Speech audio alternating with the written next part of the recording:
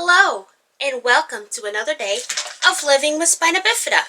Today is Mental Health Monday, and we are going to talk about suicide. Because suicide is a big problem in this country, especially these days. It's just happening far too often. And a lot of it has to do with people are not getting the proper help that they need. They're not getting the proper attention that they need. Because a lot of people, they will call out for help in one way or another, and most people just brush it off. And by the time they figure out that what they're doing is hurting the person that is calling out for help, it's usually too late. Sometimes they're just subtle hints, sometimes they're big hints, but either way, they don't get the proper help that they need, especially in this country because mental health care is a big problem in the area of people are just not getting the help that they need. So we are going to talk about myths versus facts so you can understand suicide a little bit better, and maybe you could possibly, without even knowing it, save a life someday with just having a little more knowledge in your brain. Myth: suicide cannot be prevented. If someone is set on ending their life, then there is no possible way to stop them. It's just gonna happen. When in fact, suicide is preventable. It is so preventable. The vast majority of people contemplating suicide, they do not want to end their life. They just want to end their intense mental and or physical pain that they are having at the moment. There's just something going on in their life that is just so terrible that they just want it to stop. And sometimes the only way they can think of to stop it is to end their life completely. And most people that are contemplating suicide do have a mental illness. There are plenty of interventions that you can do to help save a life. Myth. Now this is the big one that most people don't understand. And this is the big one that most people are thinking when people do end up ending their lives. That people who take their own lives are selfish, they're cowards, they're weak, or they're just looking for attention. When in fact, more than 90% of people who end up taking their own lives have at least one, and often more than one, treatable mental illness, such as depression, anxiety, bipolar disorder, schizophrenia, and or alcohol and substance abuse.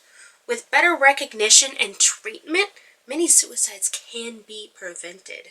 Myth: asking someone if they are thinking about ending their lives will put that idea in their head, and they will end up acting on that question and end their life. When in fact, if you fear someone you know is in crisis or depressed, asking them if they're thinking about suicide can actually help. By giving a person an opportunity to open up and share their troubles, you can help alleviate their pain and find solutions. Sometimes all it takes is for you to care about someone else's day, for you to care about how someone else is feeling that day, without telling them, oh, everyone has problems, you should just be happy that you're alive. Oh, other people have it worse, so what are you complaining about? Just listen to their problems. Don't add those little what ifs, but here, there. Just listen to them and make their problems valid. That is the most important thing anyone could ever do for someone that is suffering. Myth: teenagers and college students are the most at risk for suicide. when in fact the suicide rate for this age group is below the national average. Suicide risk increases with age. Currently, the age group with the highest suicide rate in the U.S. is middle-aged men and women between the ages of 45 and 64. The suicide rate is still highest among white men over the age of 65. Myth. Someone making suicidal threats won't really do it. They're just looking for attention. Those who talk about suicide or express thoughts about wanting to die are at risk for suicide and need your attention. Most people who die by suicide give some indication or warning. Take all threats of suicide seriously. Even if you think they are just crying for help, a cry for help is a cry for help. So help. Myth. Talk therapy and or medications don't work.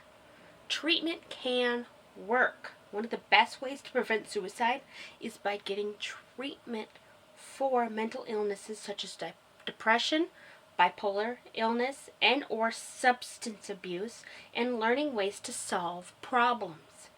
Finding the best treatment can take some time, and the right treatment can greatly reduce risk of suicide.